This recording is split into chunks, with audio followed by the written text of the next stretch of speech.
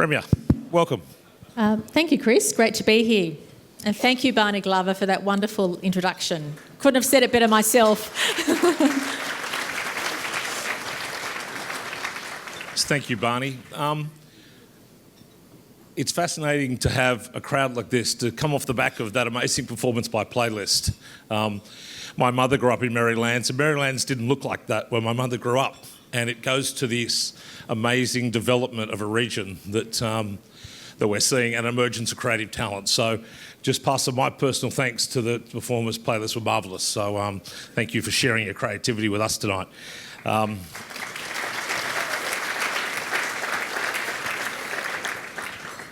Premier, thank you for joining us tonight. We have the best and brightest of a region, of two cities, of your three cities assembled in the room. So when I was a kid, it was just called the Western Suburbs. Now we've got two whole cities west, and where I grew up, it's probably called the Inner West these days as it keeps graduating west. Earlier tonight, before you got here, we presented the first of our awards for Project of the Year. I think 3 of the 7 awards were all New South Wales government projects. You've got to be pretty comfortable sitting here now. 12 months ago when we held this conference, it was against a backdrop of outrageous community concern about delays or light rail was dominating, the stadium wars were in full flight, etc. I had the great pleasure to stand at the opening day of when the Eels crushed the Tigers at Bankwest Stadium, and to watch 5 of your ministers, including Stuart Ayres, the Treasurer, the Minister for Sport, across with the greatest Cheshire grins you've ever seen, looking around going, oh my God, there might be a vote or two in this infrastructure thing. The tide might be turning. Where do you see it now? That 12 months on, you weren't about to stop it before, but it must be more comfortable to be delivering this $100 billion worth of infrastructure now. Being in government and having a $93 billion infrastructure pipeline is never a state of comfort, can I tell you. It is always a challenge, as you know, with every major project, with every initiative, you can never rest. And I think the opening comment I want to make before I go into some more broader details is how the success of infrastructure projects or the success of a plan for Western Sydney or the central city, because Parramatta's not really Western Sydney anymore, it's pretty much central Sydney, is collaboration. So whether it's ministerial colleagues, whether it's public servants, whether it's great people in the private sector working together to deliver a vision which is going to improve the quality of life of all of our citizens and create the opportunities all of us hope to achieve. And I guess the one learning I have is no project of any description is easy. No matter how many things you open, we currently have 700 projects on the go in New South Wales, 700 of them. 48 of them are what we call mega projects, so they're in the multi-billion dollars. Ordinarily, a state government might have 1 or 2 of those going on at one time. So for us, it's more a sense of urgency to make sure we're monitoring, everything's on track, we're delivering, and we're always revising to make sure we've got it right. So whilst it's a really exciting time to be around, we are never in a state of comfort, quite far from it. We are in a state of having a sense of urgency to make sure we deliver things on time, on budget, but also meet community expectations along the way. Because sometimes, as you know, during the course of a project, disruption is annoying and you need to bring the community with you. So it's never a state of comfort, but I can say that it's always a state of great satisfaction, knowing that we're setting ourselves up for the future and for future generations. You betcha. And what a time to be in infrastructure game. Premier Barney mentioned it was part of our steering committee for we took 36 Westies to East London in September this year. None of them played up. They even let us loose at Australia House for a while. It was fantastic. A lot of learnings, and tomorrow we're presenting formally the report, but you get an advance copy. Thank you. Of what the learnings. Why East London? Because such similarities to geography, demography, culture, history, politics. The east, the unfashionable east side of London, and the previously unfashionable west side of Sydney, and what we could learn on what's been a remarkable journey. We've captured in this report a whole range of findings and even been bold enough to throw a few recommendations off the back of it that we did, and we're talking with people like John Burton and Tim Williams and others tomorrow about this project, and your own Peter Poulet. Probably the most important learning we came back from was the role of the private sector in helping build East London. Ironically, people like John Burton and David Higgins and Dan Labatt and Aussies who were building East London. There's, having been through the last 3 years, a quite remarkable transformation of intergovernmental reforms you've done. Collaboration agreements, Western city deals, planning partnerships, the machinery of government changes, the Premier's priorities. A remarkable time in the reform of public administration. But sometimes you get this feeling that it's almost been the extent of pushing the private sector a little bit to the side. We saw in London how the London First, like the Committee for London, proposed an idea called 2 pennies in the pound. They imposed upon themselves, or asked government to impose upon them, a levy to help pay for Crossrail that raised over £4 billion to do it. How can we, of all the people in the room, you spoke about collaboration, how do we rebuild or ignite an even greater collaboration between the private sector and the Herculean efforts government's doing to build our cities of the West? Well, first and foremost, I think we pride ourselves on the fact that from day one we've acknowledged having a strong and vibrant private sector providing expertise, services and good quality personnel to government is key to any of us being able to deliver anything. So we take great pride in the role the private sector does have in what we're doing, and we couldn't do anything without them. But secondly, it's really important to have good capacity in both the government sector and the private sector, because when you're running so many projects, you need outstanding project managers. You need outstanding people who actually have the skills to either lead a tender or interpret a tender or to build a major project or else provide the service. So it is really in all of our interests to make sure we're developing the best skills and best people. And I also like fluidity between the private sector and government sector. I quite like the idea of people switching between the two, because the more the two understand each other, the better we can actually get on with the huge task that we have. So it's very much a partnership. And that's been with us from day one. Can we build upon that in the future? Of course we can. And would I expect the private sector here to turn around and put up their hands and say, can you levy us so that you can build something faster? I don't think that's going to happen here in the next 20 years. It's a different culture. And we have to work within the constraints of what our culture is. And we're still, for us, I remember when we started the journey of our infrastructure pipeline back in 2011, when we looked at places like London, we were about 15 years behind where they were in terms of the way that we worked with the private sector, the way we managed our systems, our governance. I think we've caught up a whole way since that time, and now we're in a position where we're really almost in some areas, not in every area, but in some areas becoming almost global best practice in the way we recycle our assets, invest in our projects and actually get good outcomes. And I think there is always more to do, and we have to support each other, because there'll be times in the market when things are hotter than others. There'll be times in the market when there's pressure on either government or private sector, and we have to support each other through those times, because without each other, we're not going to be able to continue delivering this amazing plan. And just to put things into context, in the last 9 or 10 years since we came to government, we've invested around $200 billion already in infrastructure. So the results of what you're seeing are already that massive investment, but nothing compares to the amount we're doing in the next 4 years. So as you get better at delivering things, you actually are able to learn from your lessons and take those lessons to the next project. And I know the private sector does that really well, and we're doing it better as a government to say, well, what went well, what didn't go so well, and what can we learn to the next thing we do. Okay, great. The other, I suppose, one of the great learnings looking at London, a place where 30% of people live in social affordable housing in London, quite remarkable with a long history. We're sadly seeing, we're setting one group now called Generation West, with some of the graduates across Western Sydney talking about issues that affect them as well. There almost seems to be this sense across Sydney, increasing in the West, of millennials giving up on the thought of ever owning a home. I know when you came to office your very first day as Premier, you said, judge me on housing affordability, and you've made it. Glenn Stevens did a report, you've made it core to what you do. I suppose we have a view coming back that of all the efforts governments have made to try and kick along social housing reform, that there might need to know that while not describing as incrementalism, it's been a gradual shift toward. Is there an appetite now to maybe go a little further? We'll certainly be advocating this report that maybe around the metro stations with upscale, with upgraded density around that maybe something like a 30% target for social affordable housing, including essential workers, not all social housing, social and community housing combined, could be considered.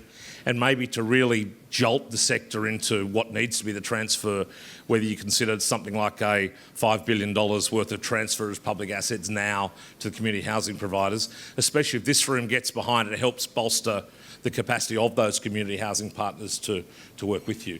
Do you feel the need for an even bigger leap to really make a change in affordability? Well, I think firstly, the good news is that 3 years ago, if you looked at housing, only 17% of people buying were first-time home buyers, and now it's closer to 30%. There's a number of reasons why that's occurred, but let's not be too down on who's getting into the market, because it was between 28 and 30%, if I'm accurate, are now first-time home buyers, which is fantastic. So in New South Wales, we've always believed that supply is the best way you can put downward pressure on prices, and that includes diversity of housing.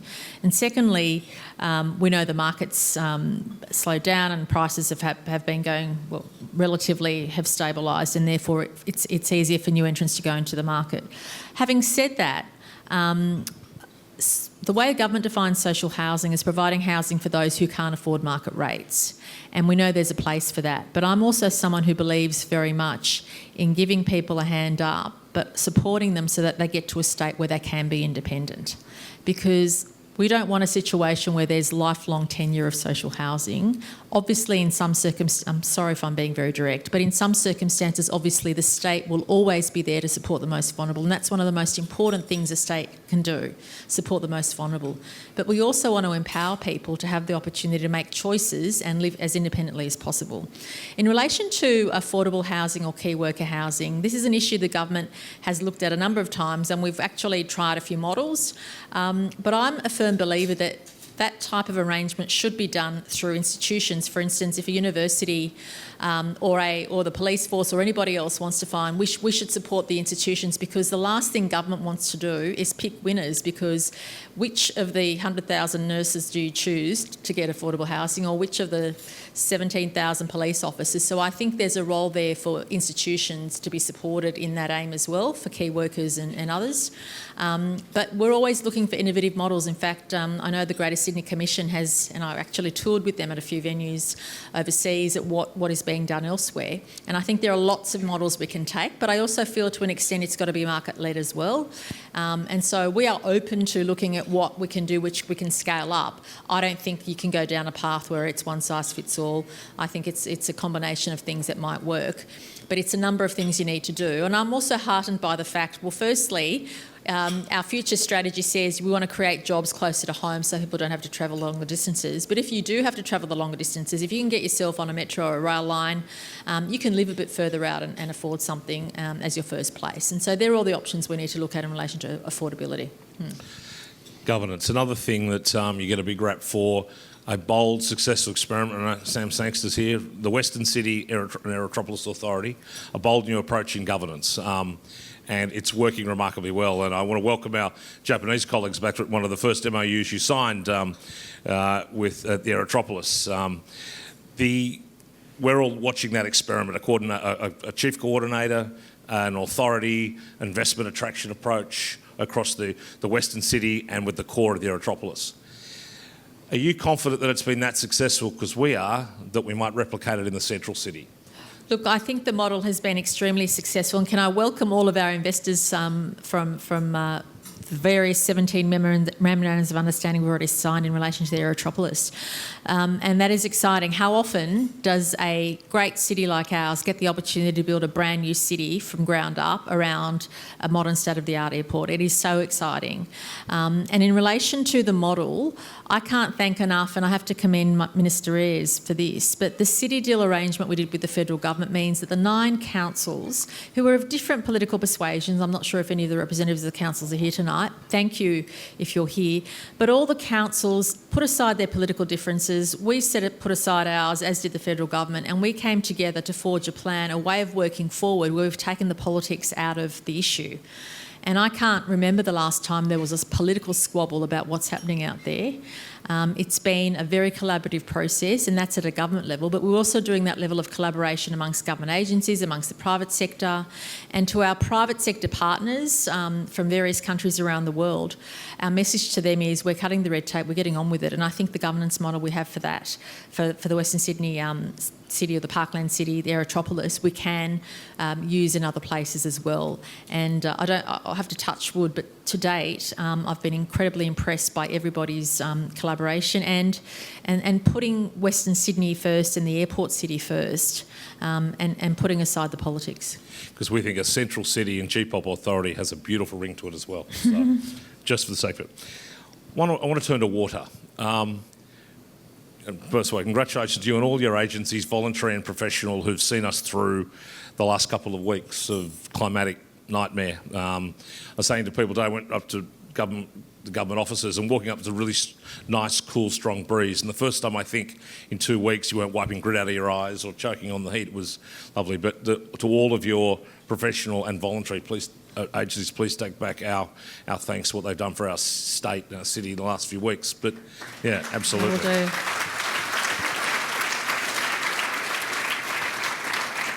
But we know in Western Sydney it's not just a seasonal thing. We've got permanent, perennial climatic. In the middle of summer, it'll get to 10 to 12 degrees hotter in Penrith than it will in the city or in the east. Water is a challenge for us, a challenge for everybody.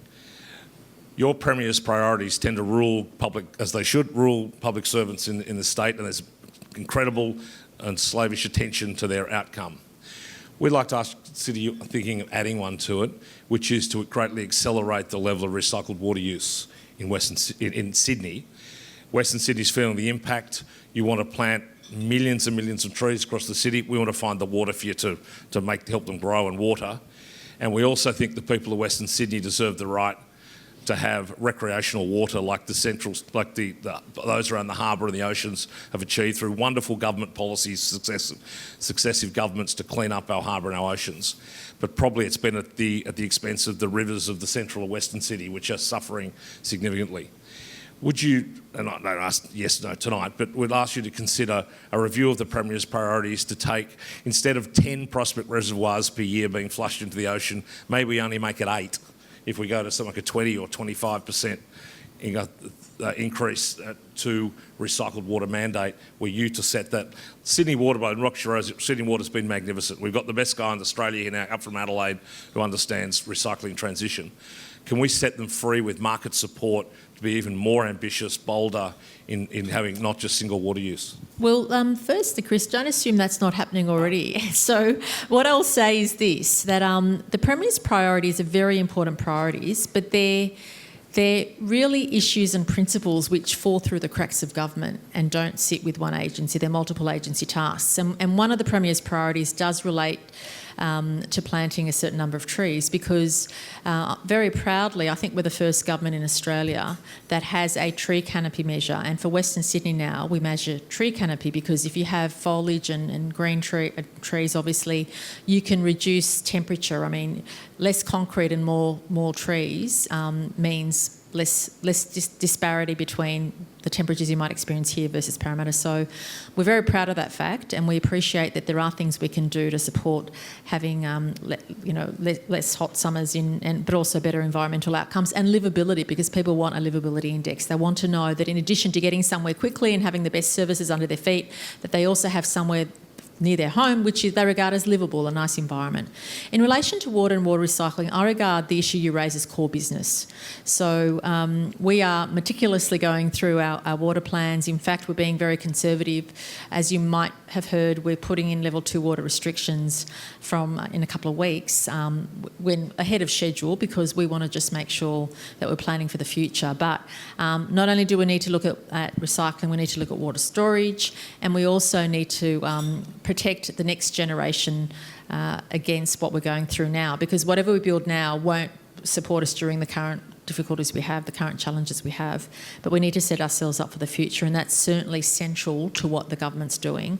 And whilst it's not Western Sydney, in rural and regional New South Wales, just to give people an impression of what we've done, in the last 2.5 years alone, we've built 14 pipelines including one from the Murray to Broken Hill, and over 60 bores which are providing vital water supply. So, of course, there are also challenges in Western Sydney, but please be assured that water, storage, recycling, and what we do into the future is core business for us.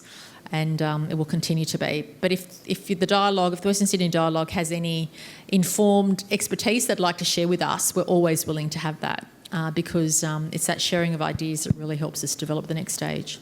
The document's on your desk on Monday, by the way, so yes, Fantastic. a little bit of that ready to rock and roll, and which is wonderful. And I just like the point about recreational water. I grew up swimming in Lake Parramatta, then it was out of action for 20 years. Well, algae it's slowly coming back, which is great. But that concept, there's one thing that binds everybody in the city is wanting access to water. And we don't just want Western Sydney to have to swim in above ground pools, but going home from work, you'll get home from work quicker now. You ought to be able to have a dip in the lake, in the reservoir. You'll have 25 minutes in the peak extra. Absolutely. To get quickly. You've got to get wet all you like. It's fantastic. Premier, let me finish with the biggest one for you. I think you'll knock someone out of the park, obviously. You're spending close to $100 billion on infrastructure. It's not once in a generation, it's once in a century level. You are in the Bradfield era on steroids now of what we're spending. Again, coming out of East London, reminded again that skills, economic change, the absolute legacies that come from that change. And I don't mean to diminish 30-minute cities are marvellous and we can achieve it, that's great. But I know you probably think that for $100 billion we get more than getting home a little bit earlier and move around. What do you see in 50 years when they've set up the Berejiklian oration, not only the Bradfield oration? They wouldn't be able to spell it anyway, so it wouldn't happen. Yeah. That's a fair point. Brown's a lot easier. Maybe the Brown oration the doesn't sound real oration good. or the Shepherd oration. The Shepherd oration. Yep. But if you're a kid living in Aids, public housing in Campbelltown now, or you're running a small business in Castle Hill, or you're one of Stu's constituents out living in the new housing estates around Penrith, how will their life be fundamentally different in that 20, 30, 50-year period? Do you think your infrastructure spending can go to a full reform of skills training? Does it take SMEs to a new level? So as Sam Sangster says and Stewie says, they can look up and look out from the Aerotropolis. Where do you think is the real base level legacy change of that much infrastructure? Well, when you get to a very, altruistic level of thinking and think, well, what do you want to achieve for your citizens? Don't you want every citizen, no matter where they live in the state, no matter their background or their circumstances or their postcode, to have the best opportunities in life, to get the best job they want, live where they want, and be able to make choices which give them the best quality of life? And that's really the outcome that we want to achieve through all of our investment decisions. So, it rolls off the tongue that we're building 190 new schools, but why are we doing that? Because we know a child's learning environment impacts positively on the outcomes they achieve at school, and we also know that if they stay to Year 12 and finish Year 12, they've got a better chance of getting a job. So we build the infrastructure, we provide the services and build these opportunities to ensure that each of our citizens have the equality of opportunity to be their best, and that's something our government feels very strongly about. But secondly, something that keeps me awake at night quite often is, what is going to give New South Wales the edge in 5 years or 10 years' time? What is going to make us different from any other jurisdiction that's vying for the best people? And I tell you, the demand in the next 10 years to have the best engineers, the best tradies, that will be the challenge for us, and how we're meeting that challenge. And I want to, not just because he gave me a nice introduction, but I want to commend what Barney Glover and his colleagues are doing in our universities and also in our TAFE and tertiary learning institutions for really putting the focus on that synergy between industry and education, and also infrastructure and service delivery, because it's all linked. And I believe a lasting legacy for our state is for us to create one of the world's leading advanced manufacturing sites around the new airport city. And if we can get the jobs of the future today and next year, we know that we've set ourselves up for the next generation, so that kids do have the chance to have the best jobs in the world, do have the chance for the best quality of life, and can make the choices they want. So for us, the investment infrastructure goes to the heart of equality of opportunity. But in terms of legacy and what we can leave successive generations is to make New South Wales the advanced manufacturing capital of the region, and to be making sure that we're attracting the jobs of the future today and next year. And this, I could go on for a long time, but I might stop there. So. Here. And can an offer on your behalf to the Premier. We spoke about the legacy of WSU and 8 years proudly as a member, the board member thereof. I completely agree. They're so good that every other university is coming to Western Sydney now, so we're filling it with as much educational opportunity as possible. But an offer from this room that we need to help you invest, reform and make TAFE as good as it can possibly be as well. I think for too many years, almost political in happy days terms, the Malachi Crunch, Labor ran a protection racket on industrially and the Libs culturally didn't. Can we get that as a quote, please? The Malachi Crunch on TAFE. I think we all need to stop playing politics with TAFE if we're going to get kids out of Mount Druitt, out of Aids, out of Green Valley, out of the Dundas Valley I grew up next to, then TAFE has a massive role to play in that. And I think we all need to help you, help Kerry and her team, help take that, make it a little sexy like universities are. We can't be, I went to TAFE because I couldn't get to uni. We just have to turbocharge. But Chris, in addition to that, and I'm sure the university sector would agree, it's not just kids coming out of school, but given the changing workplace, you might have a mature person who needs to reskill. They might have 3 degrees, but they need to go back to TAFE for a course. Or even engineers might have finished their qualification at university and they need to do a semester of some technical qualification at a TAFE. We've said at a state level, and we were encouraging our colleagues in other states and the federal government to say that TAFE, or the equivalent, or tertiary education and universities should be in the one sentence, because that's where the market's going, that's where industry is going. And yes, each of them has a different role, but I think each of them has an important role. And if we do want advanced manufacturing to be our thing in the future, well then our tertiary skills base has to be the same. And that's why I'm making every student study maths for the HSC moving forward. And that's why... Because whether you're a tradie or an engineer or someone managing your household budget, you need some level of basic maths to be able to get those life skills. Hey, for a person with neither a university or a TAFE diploma, I'm ecumenical as to where you get your education. I think the rest of you should get education. It is so. Thank you for that commitment. We want to help you do that. I'm going to hand over again, but could you join me in just thanking a woman who is pretty much on top of the game, you might have noticed, who for the member for Middle Harbour around Artarmon, I can't imagine a person who has a better understanding of the 2 cities to the west that she's presiding over and helping. Please join me in thanking Premier Berejiklian.